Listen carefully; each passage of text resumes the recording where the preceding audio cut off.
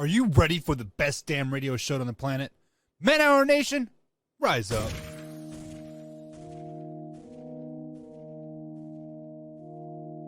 You know on the beat every time, no. I would like to personally welcome you to Man Hour After Dark. Say that thing. Why I bring you the host, Mike, Buck, and Combs. You know who's coming to the stage. Sports talk than what you about to hear right here. I second that. Go. You know that it's us when we talking about sports. Giving you facts on the field to the core. Tune in, we need the support. 1 hour too short, then listen some more. On all your stations, not dropping no music. Starts like Adidas, but Nike just do it. Down 4 in the 4th, we go for the win. Michael 2 seconds, we taking it in. Buck, Mike, and Combs. You know what's going on. Man, now we're After Dark, no LA. We the big spark. No 4th and inches, won't cut short. Got the best talking, it's all sports. Buzzing more than buzz beaters. We coming live all through your speakers. Go.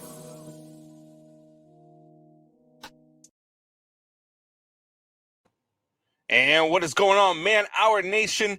It's your boy BC, Brandon Combs, coming to you live here in the great city of Chicago. We have got a great show lined up for you guys. We are going to talk about the Cubs landing their man, Dansby Swanson. We're going to talk about the White Sox shocking the entire city and making any signing in the world, but they do go out and get a very good Andrew Benintendi. Fitz is going to tell you why it might actually be the best deal in White Sox history. I don't know about that, but we'll talk about it. We're going to have ACL Pro Tom Gorski on the show.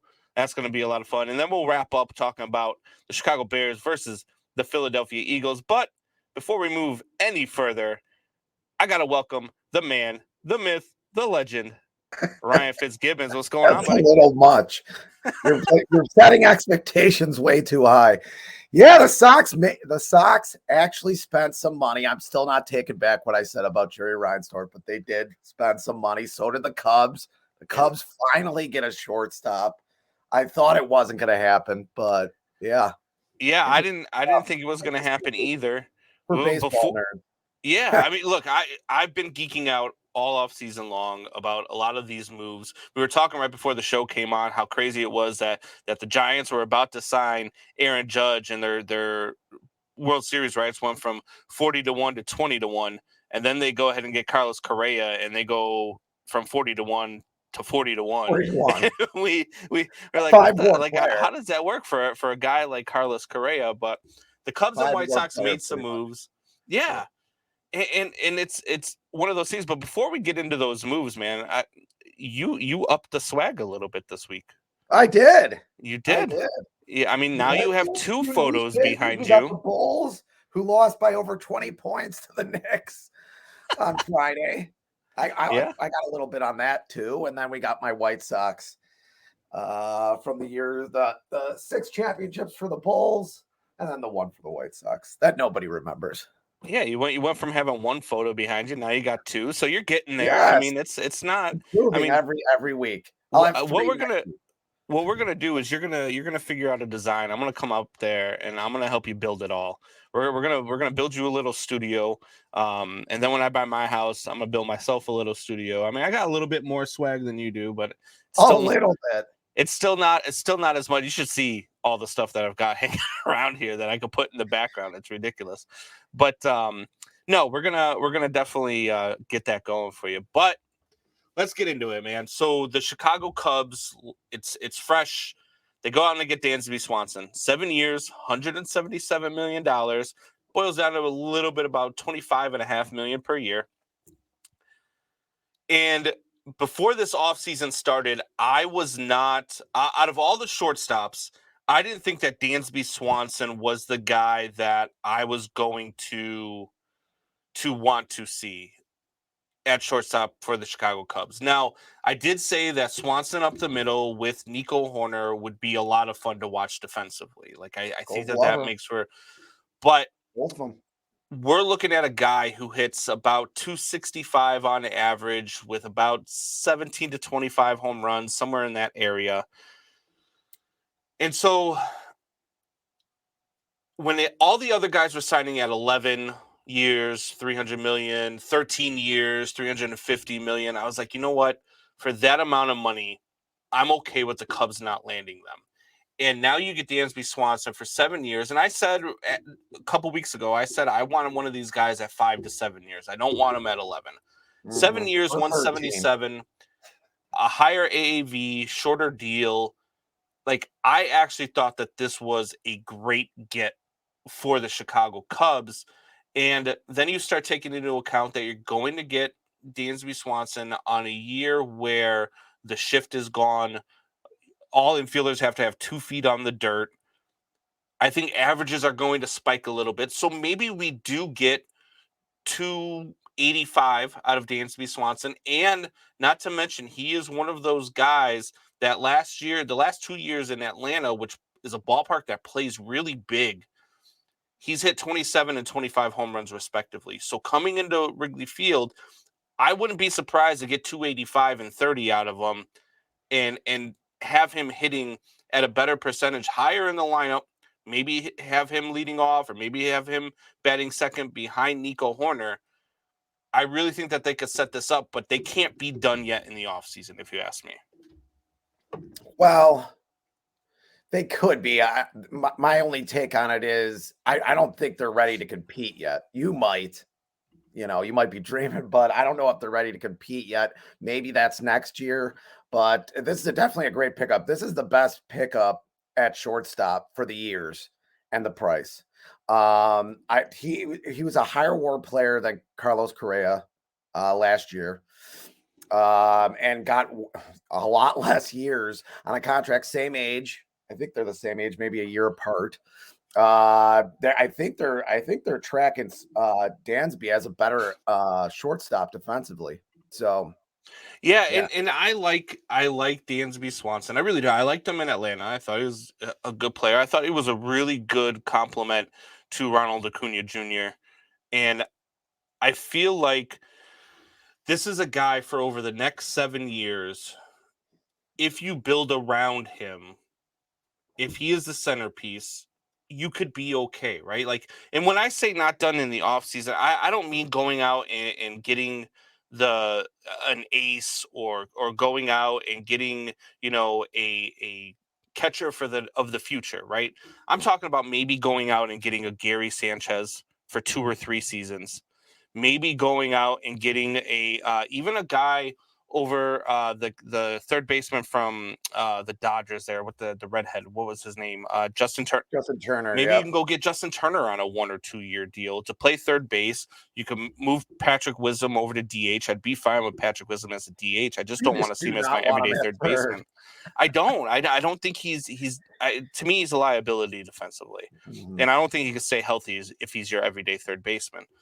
So you can either platoon him at first, and whenever Matt Mervis is ready to play, you can have those guys come in and out, or if one of them takes over, then good.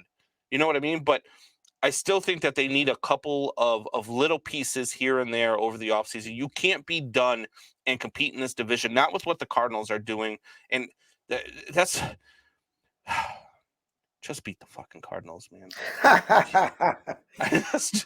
just beat the Cardinals. They're gonna be tough again this year, man. They are. I know they are, and they got my guy Willie. Cubs are a year away, but the Cubs might be a couple years away. I mean, this pitching staff, this young pitching staff, really has to. If they're going to win this division, this pitching staff is going to have to pitch above their expectations, right? Like, for me, this year, right now, if you go into this season with the roster you currently have constructed, I think 82 wins is a great season, right? Yeah. But if you go and you add Justin Turner, if you go and you add Gary Sanchez to run a young pitching staff, and then maybe even add another bullpen arm, maybe another, another back end of the rotation type guy, then you start becoming just as good as the Cardinals are right now on paper. You still got to go out on the field and perform. As Jeremiah chimes in, Swanson is your present under the tree, and Drew Smiley is in your stocking. Did they sign Drew Smiley? I didn't see that. I didn't. No. I know he's still a free agent. I don't think that they. Think so. Maybe Jeremiah is breaking some news here. Jeremiah, you got some I don't know. You got some Maybe he stuff thinks in they're your gonna back sign him. pocket here. I don't know. I like Drew Smiley. There's I would agree. probably a couple of pitchers that I would want them to go get before him. But he'd be nice to have him back. I wouldn't be upset with him. Jeremiah says first to report. Hey, I'm with it. If that's what they did this morning, I'll be happy with it. Now, like I said, a catcher and maybe a 1 or 2 year deal for a third baseman would be ideal. So Yeah, it not looks only like did the they're expected to sign Drew Smiley 20 minutes ago. oh, no kidding. Yeah, boy, Jeremiah, way to break the news. 100%, but Jeremiah's on the phone right now with Drew Smiley trying to get him Yeah. signed for the Cubs. I like signing it. him up. I like it. So, speaking of surprises, and speaking of things that we didn't see coming, the White Sox, your White Sox, went out and got Andrew Benintendi. And when I saw the news, my jaw dropped because I did not expect the White Sox to spend $1. $1. But when you think about the story and everything that goes into the background of it, it kind of makes a ton of sense. So how shocked were you with the Andrew Benintendi signing? Absolutely shocked. I mean, if anybody listened to any of the show, I never even had him on the board at all. I knew the Sox were going to spend some money. I mean, they needed to get a starting pitcher. Even their pitching coach said that. So I knew they would. I just thought they were going to spend at the edges, kind of like they did last year. I think one thing that feeds into this is that AJ Pollock denied his own player option. So the Sox got about $9 million back from that, which was one of the dumbest. Speaking of Christmas presents under the tree, not right? taken by AJ Pollock, because there's no way he's going to get that money in free. I mean, they ended up having to pay him, I think, $5 million, but there's no way he's going to get that money in free agency. But whatever. And I think that fed into this, so it gave him the money. I mean, it's only $15 million a year, 15 million a year. It's the biggest contract in Sox history, and I think it is one of the best, probably not the best, but one of the best because it balances this lineup. We're talking about a team that was 20th against right-handers. They were even worse against right-handers in 2021 and in 2020.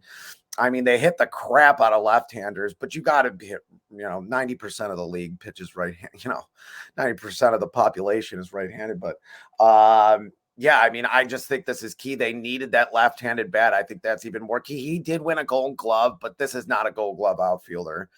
He's definitely solid. This makes their defense better. They don't have Andrew Vaughn tracking balls in left field this year. They won't have Gavin Sheets out there.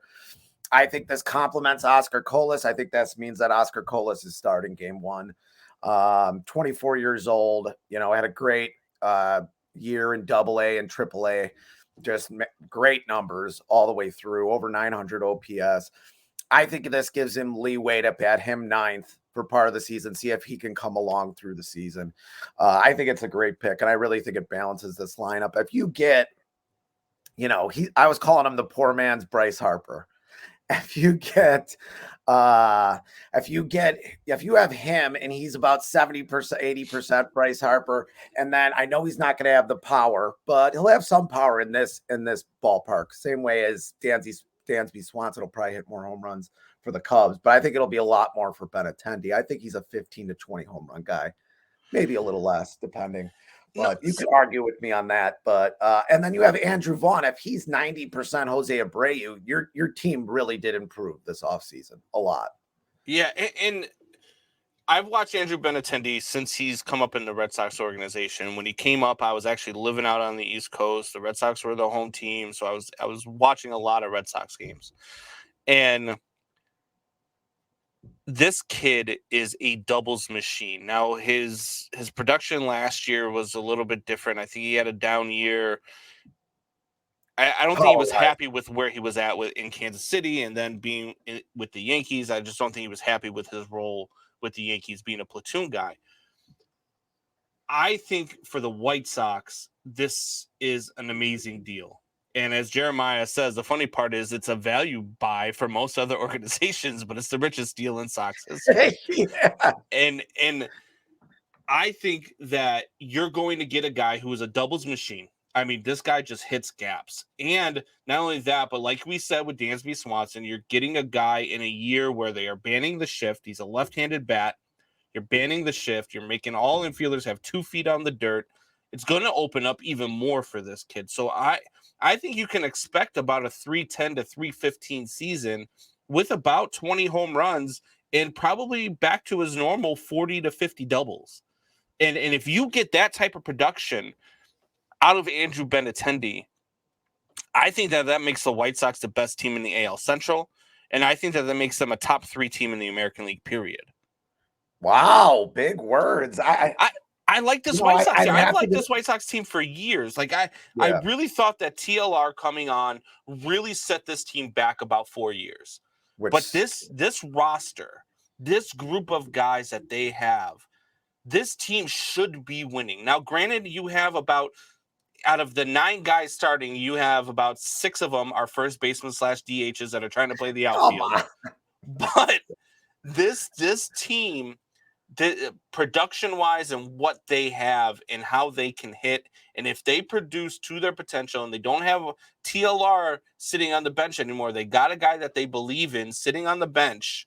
I really feel like this is going to be that year that you see that turnaround for the White Sox. I really do. And adding Andrew Benintendi to that, I thought that before the Benintendi signing, adding Benintendi to that, I really think that this makes these guys a threat in the American League. Absolutely. And you would think just with law averages, I know some guys are injury prone. We all know that. We've seen it. Some guys' bodies just aren't built the same. But you would think with law averages, it comes back to the White Sox favor on injuries this year. You would think. And if they're not going to be that injured, I mean, you had 23 of the 25 starters miss, or 23 out of 26 that they had this year miss a lot of time. I mean, up and down. The only 2 guys that didn't get injured or miss significant time was Cease and Abreu. But other than you would think the law averages come back and work in the Sox favor. If you get 140 games out of both Eloy and Luis Robert, yes, this is the best team in the American League Central easily. And they do have a shot at a championship. So was this a redemption? Was this a redemption signing for Rick Hahn? I think so. I know they wanted him in the trade for Chris Sale. They wanted him instead of Moncada. They got Moncada, who is one of the top. I mean, both of the guys were one of the top 5 guys in the minor leagues back then. But they got Moncada, which was fine. I mean, he has been good. He was terrible last year. But yeah, I think it is a redemption signing. I think when you get TLR shoved down your throat, when Hahn did not want him. For all the comments he made before and even some of them after the hire, he did not want him. So, yeah, this is a redemption. Maybe this is Hahn putting the big pants back on. And that's still a problem with the White Sox. Is he now in charge? Yeah. Like, you don't know. Being in New England at the time of that trade, I got to tell you how pissed off Boston Red Sox fans were that they traded Moncada for Sale. I mean, they were not happy. And at the time, the team was making a run. The Red Sox were making a run. They were fresh off of a World Series. They thought that they could, go back to back, win 2 out of 3, something in that area. And they thought that Sale put them over the top. Not knowing that Sale was going to pitch about on average 3 games per season. I could have told you that with that windup. He was going to pitch 21 innings a year. Like nobody saw that coming, but giving up Moncada to them was a big deal. And I got to tell you, had they given up Benintendi instead of Moncada, I think that somebody might have lit Fenway Park on fire. So it's probably a good thing for the Red Sox organization that it didn't happen, but that would have been a whole lot different deal. It would have been a whole lot of a different look for the Chicago White Sox also moving forward too, right? Because you might have not with Benintendi in your outfield, with Eloy Jimenez in your outfield, and with who's the center fielder there? Luis Robert in your outfield, you might not have held on to a guy like Andrew Vaughn, right? Like he might have become an expendable piece in your outfield, a trade that maybe you made for an arm or something like that. I think not getting Benintendi then and getting Benintendi now was actually a blessing in disguise for the White Sox. Yeah, I mean, you now you have both players. And Moncada, if you look at Moncada in 2019, I mean, batted 315, had over 20 home runs. He's an above average defensive third baseman for sure. Were But you this happy with past the way year he was bad. shut it down at the end of the season? Oh, I I mean, think he that he completely shut it down, didn't he? I was at the game. He had 3 errors. They only gave him 1, but it was 3 errors at third base. And I Yeah. just feel like I feel like there's a problem there with And motivation. that was in a game that they absolutely needed if they Yep. were going to make a run at the division. Like Yep. everybody knew going into that game, if the White Sox don't win today, this division's over and they have no shot because it was a big swing game. It was, I believe, it was the second game of the series, Yep. and they had lost the first game, and it was a really close game, and they needed to beat Cleveland in that game to stay alive. And I mean, he ended the White Sox season single-handedly in that He game. butchered third base. I don't think he's going to have a very big leash this year. I don't know who would play in his stead, but he better. I think this year there's got to be pressure on him to perform. I mean, he was okay in 21. 2020, he had the COVID issue. 2019 was his best year. I thought that was the guy we were going to have. I mean, there is very few players in this league that have less talent, that have more talent, than Moncada. There just is. I mean, he's a switch hitter. He plays a great third base. He really does. Hits for power from both sides of the plate. He can hit for average. I mean, there's very few things this kid can't do, but And there's something going on between the ears. That's why this is the best game around, because it's a mind game. Just when Moncada is right, and when Moncada is not in his own head, he can be a top 25 player in this league. Like, he's got that kind of talent, but sometimes you wonder with Moncada, does he want to be that guy? Yeah. Does he love the game as much as the game loves him, I guess is the right question. Yeah, right? That is a good question. And so that's going to be one of those things to watch out for as we go through this White Sox season. Now we go into a season where the Cubs go and get their guy, Dansby Swanson. The Cubs are still have a few moves to make, in my opinion, to even compete for the Central. The White Sox, to me, look like they could be a top 3 team in the American League. Are the Cubs about to compete in the NL Central? Can the Cubs win the NL Central crown as currently constructed? You're going to have some injuries with St. Louis. And what's Milwaukee doing? Like, I don't know what the hell that whole thing is. I mean, they have a talent. Confusing. They have some talent on their team, but they don't do any. I mean, but they're trading talent, and then they're picking up a couple of guys, and then they're trading guys. And I'm like, what the hell is going on in Milwaukee? Well, how are you scared of them? The Reds and Pirates don't even try to win. So yeah, I think almost any year the Cubs with a good payroll and this pickup with Dan, I think they have a shot. Oh yeah, absolutely. I mean, 5-6 games go the other way for you. You win a lot of really close games, and yeah, you're right there. I don't think they have the talent to do it, but why not? Look at St. Louis. I mean, half the time St. Louis throws out garbage team. You think they're garbage, and they win, 10 games in a row at the end of the year. Yeah. And my son chimes in and says, "What's up, old man?" I'm gonna kick his ass later. Anyway, so I think that the Cubs, as currently constructed, I don't think that the Cubs are. I don't even think the Cubs are top 2 in the division, let alone being able to win it. They've got 1 or 2 more guys that they've got to run through to be able to really compete for the National League Central. To me, the White Sox, again, I believe they're gonna win the Central. I believe they were gonna run away with the Central. I think that they might even be the best team in the American League, but we're gonna find out soon. I think just the Cubs getting Dansby Swanson is saying, like, we're starting to open that window up. It's not going to be this year. I mean, there's a really good chance you're right. They're going to be second or third in the division, what have you. But the window is starting to open. I mean, they're not going to waste these 7 years. They're not going to be terrible for the next 3 years. Yeah, as Jeremiah chimes in and says, the Cubs are a couple years away. The young guys are coming. That's true.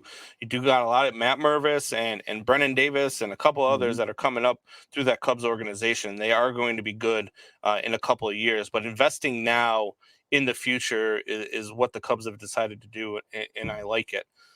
So we are going to have a guest on the show. We are going to have ACL Pro Tom Gorski on the show.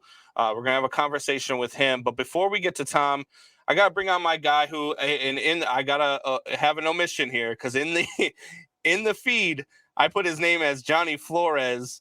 I don't know, it is autocorrect or what. I did everything on my phone, so I apologize for that. This is actually Johnny Torres with Southside Bags. So welcome to the show, Johnny. What's going on, buddy? Hey, guys. Good morning. Can you guys hear me? Yeah, we can hear you. What's up, Combs? What's up, Fitz? What's happening, Johnny? What's going on? Look at he's got better swag than you do, and he's not even on the show. All right, so Johnny with Southside Bags, why don't you give everybody a little taste of what Southside Bags is all about? Well, first of all, thanks for having me, Combs. Yeah, Southside Bags started it's going to be probably about a year now. Southside Bags went live. We took over a blind draw over in the southwest side over here, suburbs, Chicago Ridge. And so it just kind of took off from there. They were just doing it old school there. They were doing the paper bracket, pulling the names for the blind draws. Things got a little bit serious. I picked up some tablets. We went digital. We used Scorehole. Scorehole is an app that many people that run tournaments use. And so it just kind of took off from there, man. Really, Combs, it's just been crazy. It's everything's happening so fast, so quick. Yeah. Of course, now, as you know, we met over at Bourbon Street. I'm running Bourbon Street now on Thursday nights. But yeah, it's been great. We've been having a bunch of shooters come out. Of course, we have some pros, Gorski. But yeah, Southside Chicago is home to a bunch of great shooters. And that's what we do. We're developing players that are not in that level yet. They're just used to shooting bags in the backyards. And so we're taking it a step further and developing players and, kind of educating. I'm really nobody to educate, but, I just kind of share our expertise knowledge. Of course, there's different kinds of bags. There's boards. I mean, Combs, you got a taste of it. What do you think? Yeah. So I got to tell you, I've been throwing with Southside Bags for maybe about 3 weeks now. Since the Friday after Thanksgiving was the first time that I ever went over there. And I'm one of those backyard shooters that you talk about. I play a lot of softball, so I would throw in between tournament games and all of that stuff, or I would throw out in the yard and play with the guys, around the block or whatnot. And I was like, you know what? I'm not that bad. And then I went to the first day at Southside Bags, and I'm throwing up against guys who are throwing 4-baggers like it's nothing. And I'm like, holy hell, what did I get myself into? But then I started talking to the guys and really getting into it. I started talking to you a lot, and everybody within of Southside Bags community, I've been to, I don't know, probably 4 of the events now between, I know you guys do Bourbon Street on Thursdays, do short stops on Tuesdays. And every event that I've been to, I have not run into, and I told somebody this the other night, I have not run into one asshole yet. Everybody that's within this community is a good person, and they try to help you along with your game. So if they see a flaw in your game or a hole in your game, they'll actually try to help you. And I love the idea that you guys do too, which a lot of people in the bags community are doing this now, which is the blind draw.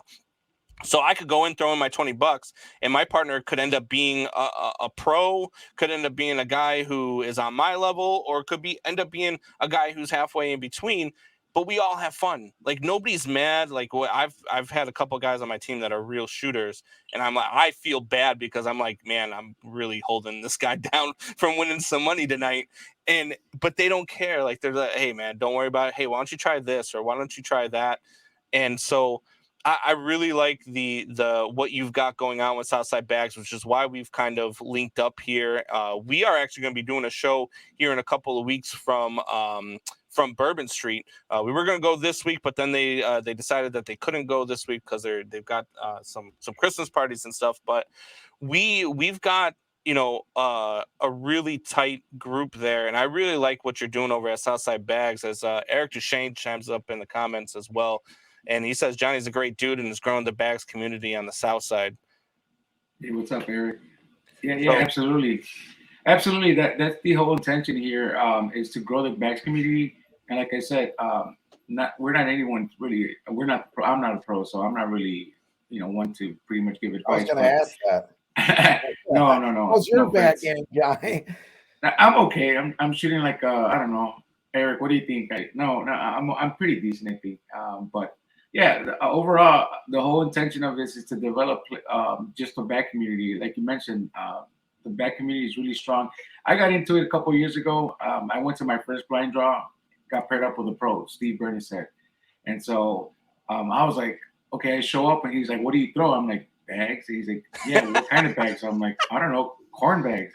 He's like, no. He's like, we don't throw those bags here. So, he puts out his ultra cycle bags and he's like, we're going to throw these. I'm like, okay, that's fine. But yeah, they've been very receptive. Like I said, the community is really nice. It's a whole different environment, Again, don't forget, bags is the only sport that allows you to drink as you are playing. Yes. That's a big one right there. And the drinking sometimes makes you better and then makes you worse eventually. I don't think it makes you better, Fitz. I think it makes you. I think it makes you think that you're better. I don't know if it makes you better.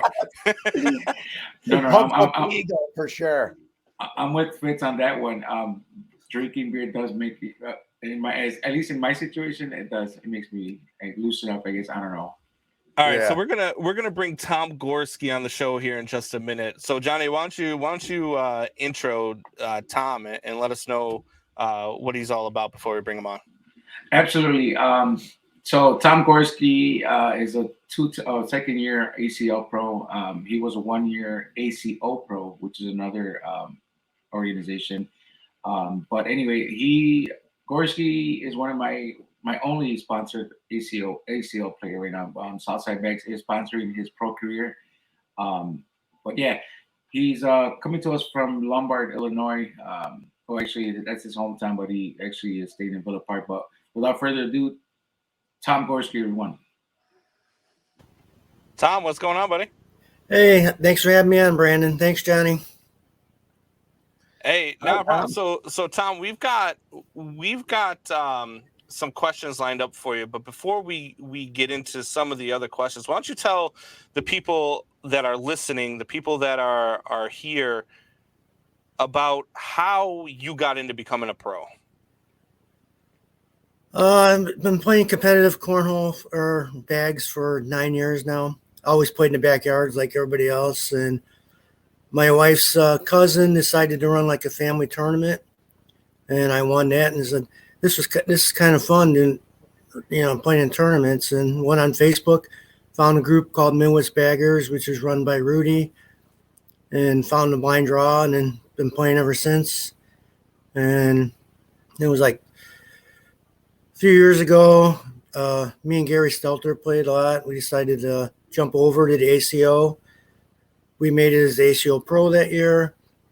And then the ACL came out the following year, so we started playing that. And I think about 3 years after playing that, I was able to move up to the pro division last year as a PDC Pro, which is kind of like the minor leagues. And this year I'm a regular pro. That's awesome. So how, for those of us that are, well, I shouldn't say us because I'm not one of them for sure, but for those people that are listening that want to become a pro, what is some advice that you could give to some of those guys that are shooting at SOUthside Bags on Thursday nights who I look at and I'm like, man, I could see that guy playing, pro someday, watching him on ESPN, or the guys over at Shortstops on Tuesday nights. What do these guys need to do to get to that level? When I first started, just find the blind draws, and then you start to get into the group of people that play bags. You see the better players. You play against them, you get better, and the bags has become like a family, like a second family with everybody. And you just get into that group of people, start playing. And you get good enough, then people are going to ask you to be partners, and you start playing and bring your own partner tournaments, and then you start just keep practicing and moving on up. Now the ACL with the regional tournaments, they have monthly regional tournaments. Playing those, You earn points, and you get to play with the best and the best of the best. And that obviously makes you better. Is for Yes. what these pro games is, and Johnny, I think, alluded to it. Is there a standardization of the bag board combo? Because I know in some, I'll look at a bag board combo and I'll say I could play on that one, and then there'll be another one where I'm like no good at, either slide too much or what have you. And if are they standardized on when you're playing on in one of those? Yes, there is regulations for the dimensions, and the ACL does have they want a specific weight. You're supposed to use at least 5/8, I believe 5/8 inch plywood minimum. Wow. But as far as the smoothness on top, that's pretty much when the boards are brand new, they're slow, and then they break in, they get faster. It all depends on what kind of finish they put on it, what kind of if it's a semi-gloss or a gloss.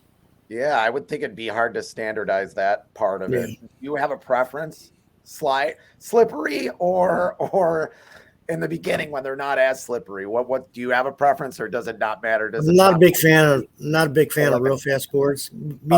Medium to slow is I like the best. I think that's what most people prefer. Yeah. So what kind of bags are you throwing right now?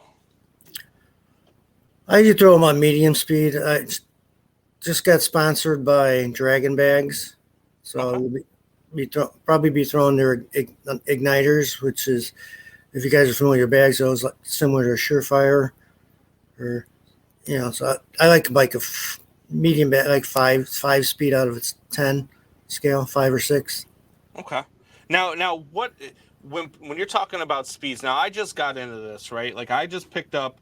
I'm a novice, so I picked up a couple of different sets of bags, and the first ones that I picked up were the Titan bags, the Stampede 2.0s, and they come here, and I'm like, it's a 10 and a 6, and I'm like, man, I don't know about that. And then I picked up a set of the all slides as well, and these seem like they're going to be a lot slower than these Stampedes, so I think I might go with that, because I was throwing on Thursday night, I would hit the bottom of the board, and all of a sudden it'd be hitting the back wall.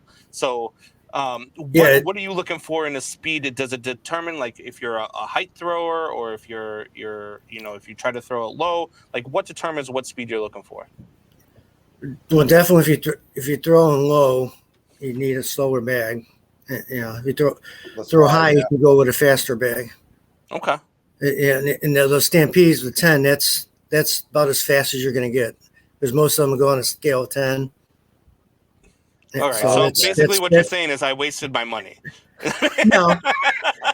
You should have talked to the pros first. I know. I should have. I went to Southside Bags. I saw these guys throwing 4-baggers. They were all bringing their own bags. I had this little set of like corn bags that I was brought with me. I put them back in the truck quick as hell once I saw all the bags everybody else was throwing. And I'm like, you know what? I got to go out and get me a set of bags. So I was like, oh, look, Titan Bags having a 50% off sale. Let me go grab a set of these. I didn't know, You're what like I mean? The kid from Sandlot who comes with a plastic bag. I'm like, please throw it in the hole. Please throw it in the hole. They'll be good on slow boards, and you can still use them. You can still use them on any boards. You just have to throw a little bit higher. Yeah, absolutely. So that's my biggest problem right now is my consistency. Like there'll be a round where I'll hit 2 or 3 in the hole, and then the next round I'll miss the board 2 or 3 times. Like I've got to get on that consistent level. But there are some real shooters in Southside Bag, and everybody talks about their favorite shot and all the things that they're doing when I'm sitting there talking, to some of these guys on Thursday nights over at Bourbon Street. Is that they've all got a different type of shot, and everybody throws it differently in their approach to it. Your favorite shot is the push shot. Now, what is a push shot? It's a bag that's in front of the hole, and you push that bag in the hole along with the bag you're pushing. They both go in the hole. Okay, so does your throwing your shot in the way you throw, does that alter based off of your opponent? Yes, a lot of times strategy. You're trying to block the hole to try to make your opponent miss, and then you're pushing through if he misses, you're pushing through to clean up. Gotcha. Gotcha. Now, when I'm there on Thursday, what I found is there's a lot of guys who like to slide. Not a whole. There is a few guys like there's the guy who helped Johnny develop the software. That dude hits airmails like it's nothing. I mean, like I've watched it. And I'm amazed at how he throws. But there's a lot of guys there that like to slide in. So I like to play a lot of defense. I'll try to get a bag set up in front of the hole to make these guys try to slide it past it or whatever they've got to do.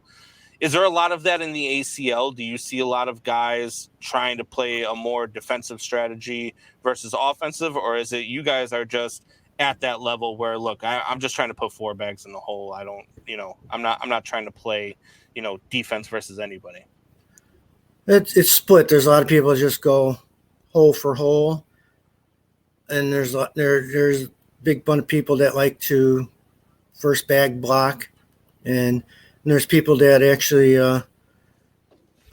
instead of pushing after block or airmail, there's what's called a roll bag now, where people will actually roll over a bag. Yep. Yeah, I've seen that. So that's big. There's a lot of those people like they put a block up first, and then they'll roll over the bag. The main thing is they're trying to block to make you miss, so they can get a minimum of 2 points that round. Eric Duchesne chimes in and says, Gorski's push shot, when it's on, is so good you can't block him. Either he can go through. A beast for sure.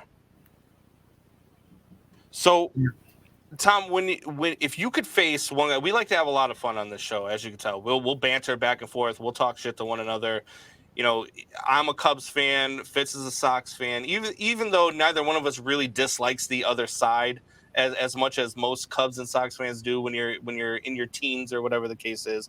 Are you a Cubs or Sox fan, Tom? I'm a Cubs fan. Attaboy. Oh, God. Attaboy. Nobody can be perfect. Tom, look, from this conversation with Tom, he's about as close as they come.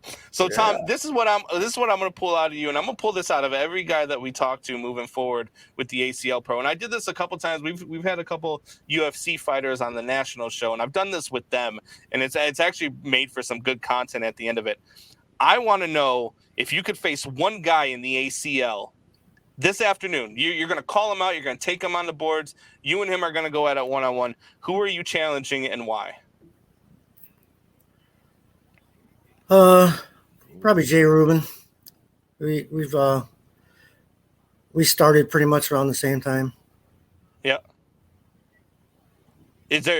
What is his ranking? What is your ranking? Where are you guys at on the pro level? Well, his ranking is he's in the top 10. He's probably definitely won the top 5 in the ACL. Yeah. Okay. And his game is strategy wise and and hitting the shots wise is probably one of the best. All right, so I learned a lot of strategy just watching him. Awesome. I'm gonna bring Johnny back on the show here before we get off. Johnny, do you have any questions, anything you want to say to Tom before we let him go here? No, absolutely. Just want to thank Tom for being the first interviewee here for Southside Bags. What are we calling it? Southside the shooter of the Star week. Of the week. Star of the week. No, I just want to thank you for coming out. Very proud of what you do. You have an awesome career, and that's one of the reasons why we're sponsoring you. So wish you luck in your ACL Pro second year now. But yeah, just wanted to mention we will be continuing these interviews on January 8th. We're expecting to get Nico Morales, who's another ACL Pro. So, but yeah, thanks for coming on, Tom. Appreciate it. Thank you, Johnny. Combs, Fitz, thanks for having us. Yeah, No absolutely. problem. Hey, Tom.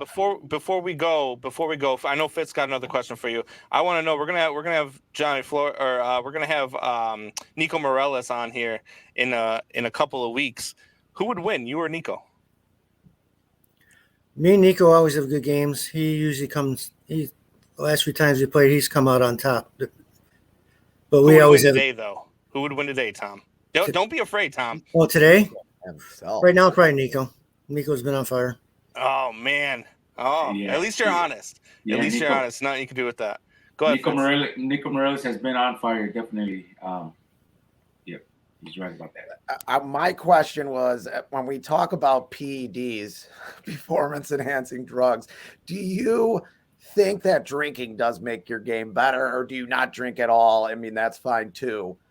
Me and Johnny were talking about it. It makes me better the first 2-3 drinks in. Once I get to 7 or 8, I get worse and I get loud and frustrated. Yeah, the drinking can calm the nerves. I don't drink that much, especially at the Pro Nationals. I really don't drink at all. They don't let you. The blind draws, it can calm the nerves a little bit, but yeah, it becomes a point where you can go the other way. Michael Both says, Tom, we need a Western Suburban League. I'll be actually throwing. I'm gonna head over to McLafferty's today and throw over in Lamont. So if you're over there, Michael, head over to McLafferty's and try to win yourself some money. I got a couple guys going over there today. So. All right. So thank you, Tom. Appreciate everything that you brought to the show. Thanks for coming on, and we look forward to chatting with you again. All right. Thanks. All right. Good luck. Absolutely. Good luck. All right, Johnny. How do you think it went today? It went good. I was a bit nervous here. You can tell by the ums, the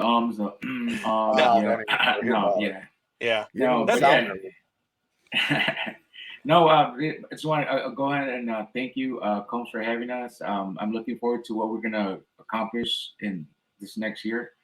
What a great start. We had Tom Gorski for our first interview. Like I said, really good guy, really good stand-up guy, and of course, a great shooter.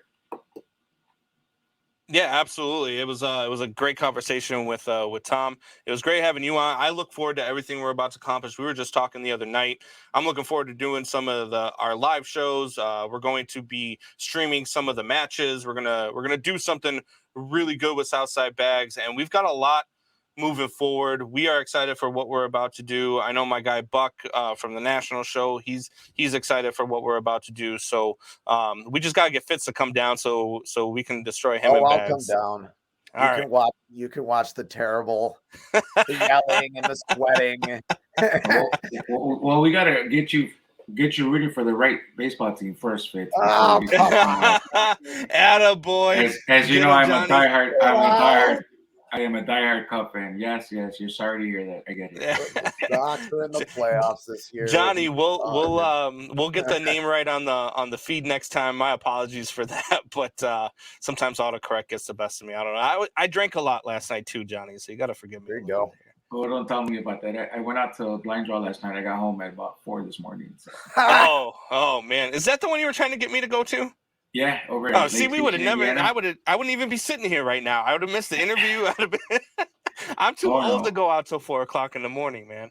Stop it, Combs. You're only as old as you feel. So That's true. That's true. So I'm about 97 then. All right, Johnny. Thanks for joining us, boss. We'll talk to you later, man. All right, guys. Thanks Johnny. All right, so that was Johnny Torres. That was Tom Gorski, ACL Pro. Man, look, the cornhole community has become something that I really have enjoyed experiencing. Like I said, I'm still a novice. I'm still out there throwing. Like, I'm not very good, but what you get out of it when you come down to Southside Bags is you get an experience with. There are some guys who are pros. There are some guys who are trying to be pro. I had a partner a couple of weeks back who had just come back from a pro tournament. Even though he's not a pro, he went and saw what he could do. And that guy's talking to me about the way that I throw, how I could do something differently, what bags I should be looking at, that type of stuff. So if you're really interested in throwing on a competitive level, even if you're just interested in throwing and having some fun on a Thursday night, getting out of the house, getting away from the wife and kids for a little while, or getting away from the husband and kids for a little while, there's a couple of females that throw down there that are really damn good. Both of them, the two females that I see on a weekly basis, destroy me every time I'm up against them. You're gonna put me up against them, and they're gonna. There are some good shooters there. It's a lot of fun. Come on out. Thursday nights at Bourbon Street. I know Tuesdays they're at shortstops. It's usually about 30 to 36 throwers, somewhere in that ballpark. And at Bourbon Street, I know they got 5 or 6 boards lined up all across. and it's a good time. It goes quick. Sometimes they even run a second tournament afterwards just to have a little bit more fun, put a little bit more money in the pocket. So definitely check us out, Southside Baggers. They are now sponsoring Man Hour Chicago, so it's going to be a good partnership with them. Moving forward, though, we've got to get into some Bears talk before we get off the air here. Let me get into some of these comments here. Michael Bolt says, Cubbies. Attaboy, Michael. We got a lot of Cubs fans joining the show, man. I love it. I love it. I know I'm starting to hate the Cubs again. Well, we've got to let the people know, though, that look, I'm a Cubs fan and I don't hate the White Sox. Like I think the White Sox are the best team in Chicago right now. I think that the White Sox are a top 3 team in the American League right now. And I don't hate the White. I hate the Cardinals. Fuck the Cardinals. I hate the Brewers. The hell with them too, and their freaking manager who makes me want to kick puppies every time they show his big nose face on freaking TV. I can't stand. I can't stand that guy. He makes me seriously makes me want to kick puppies. I hate the Brewers, but I don't hate the White Sox, and I know you don't really necessarily hate the Cubs. No, I don't. I mean, I used to when I was younger. I used to get in arguments. There's probably people listening now I used to get in arguments with, but after they won the World's, I mean, it's just kind of silly at this point. Yeah, Johnny chimes back in and says, "I don't hate the White Sox, but the first statement you made." Period. Thanks, Johnny. Jesus. Anyway, the point you made to start this conversation, though, that the Sox are the best team in Chicago, which is true, and they won 81 and 81. That's how bad the state of Chicago sports is right now. What do you think without TLR? Before we get into the Bears, what do you think without TLR? What would you consider a successful season? How many wins do they have to get to for you this year? I'd say 93 or more. And I think they can do it. I mean, I would say because they won 93 a couple of years ago. I think they'll definitely be better with. I've said this before on the show that I never thought a manager made that big a difference until this past 2 years. I mean, really. I thought before the Benintendi signing, I thought they were a 93 to 95 win team. And after the Benintendi signing, I pushed them up to about 97 to 99. Yeah, you're more optimistic than me, but I think, I mean, like I said, law averages come back from injuries. You have less injuries this year. I think that's going to be a plus. I think that's going to be the key. I mean, the last 2 years just killed them with injuries, but we'll see. Absolutely. So today we've got the Chicago Bears versus the Philadelphia Eagles. And we were talking about this before, and to me, this game is going to be tough to watch. Like I am very happy. I've watched every Bears game this season, sat on the couch with my father-in-law, watching the games, hanging out, yelling at the TV. Today I will be playing bags with the TV on in the background because this is going to be a debacle. I don't think the Bears have a shot. I don't want to watch it. I don't think the Eagles this week and the Bills next week. Like these are 2 games that are going to be tough for Bears fans to watch, aren't they? Yeah, they are. Even me with my rose-colored glasses on, it's not going to be good. I think the defense really hurts them in this game. I think this game looks a lot like the Dallas game. Yeah. Although the Bears did come back in that game and make it interesting for a few minutes. That's what I'm looking for. I'm looking for growth wherever I can find it on the field today with Justin Fields coming off what I think was his best passing game, even with the 2 picks. Against Green Bay. I want to see some more growth there. He seems to feel it. I mean, I don't know. He couldn't even explain what it was, but he was trying to. Like, I feel like the passing's getting better. And I mean, I want to see some, stuff downfield, maybe a little bit more Velus Jones. I don't know. What are you looking for in this game? Really? I mean, maybe Chase Claypool takes another step forward. Well, he's not playing today either. But what are you looking for? Claypool's out. Claypool's out today. Out. Okay. Yeah. So realistically, a terrible reporter on the game. Yeah. What I'm looking for in this game is that I'm not looking for anything. I don't expect anything in this game. I just don't want to see Justin Fields die, and that's what I'm afraid of in this game. I think we're going to see a lot like yesterday, where we saw where the Colts and Vikings were down. The Colts were up 33-0 at halftime. The only difference is going to be the Bears are not going to mount a comeback. They're probably going to give up another 36 points in the second half and lose this game by 70. That's what I'm expecting from today's game. I don't have any hopes. I don't. Our defense is terrible. The Eagles are they are an elite team in this league. Yeah, they are really, really good. And the Bears need to. Here's what I'll tell you. What, changing my mind.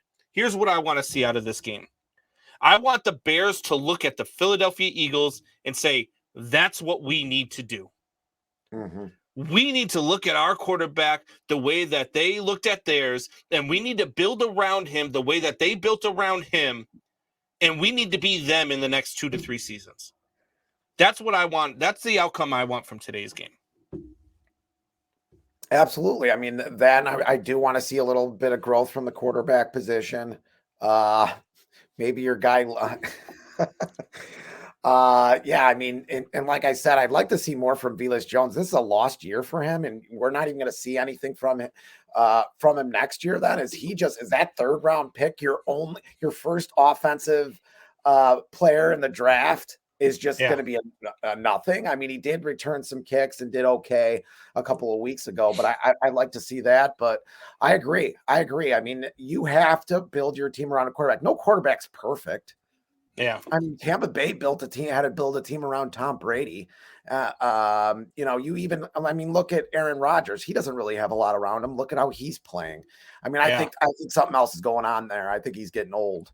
And then I think this is what drew me to Johnny too. Is the same thing that drew me to you. You guys are both dreamers. Johnny chimes in and says Bears pull an upset today. We can talk about this on our next show. I don't see that happening. I don't see any way. Look, in this year's NFL, I guess I should rephrase that.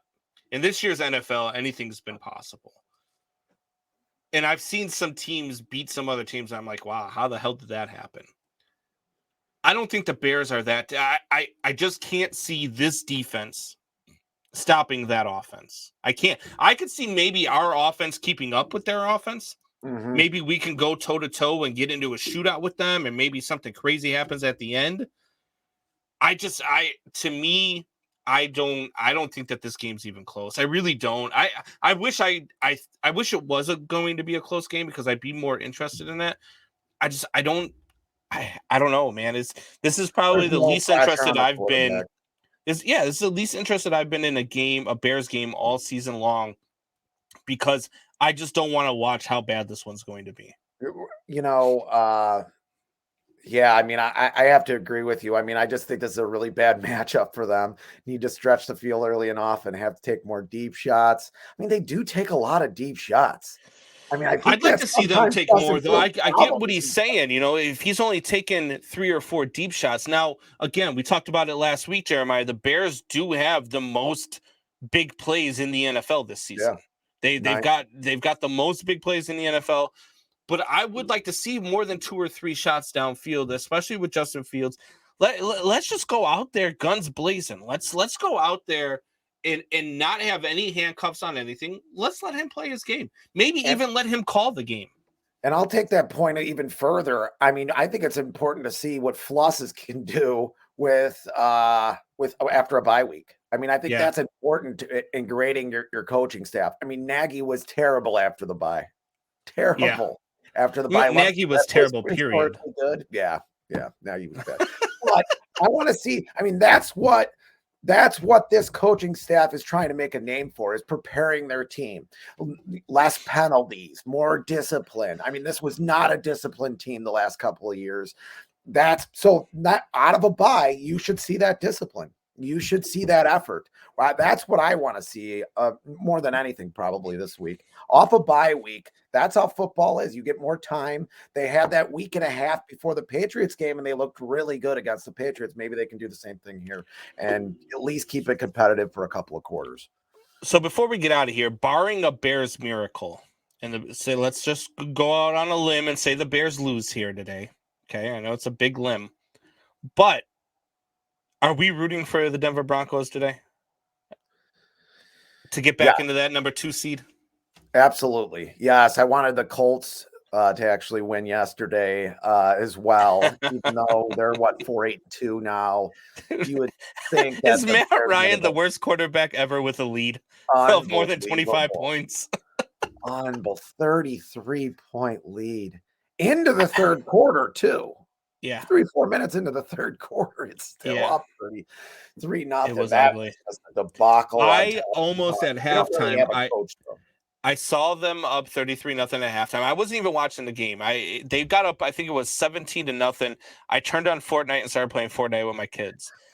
And I wasn't watching the game. And then at halftime, I saw the score was 33-0. For the hell of it, I looked up my points bet app.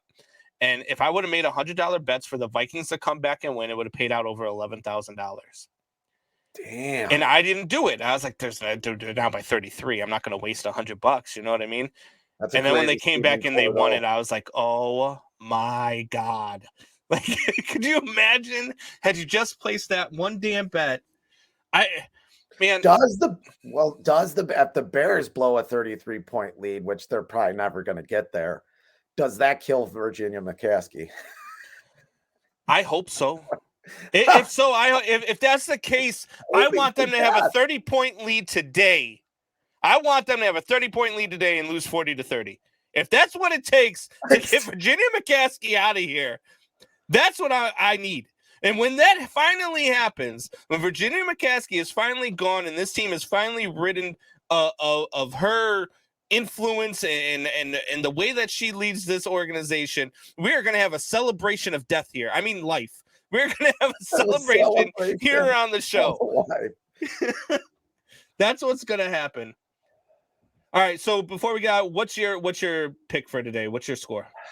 God, they're going to score 40 points on the Bears. I'd say if the Bears do keep it somewhat competitive for a little bit of this game, but 42-24.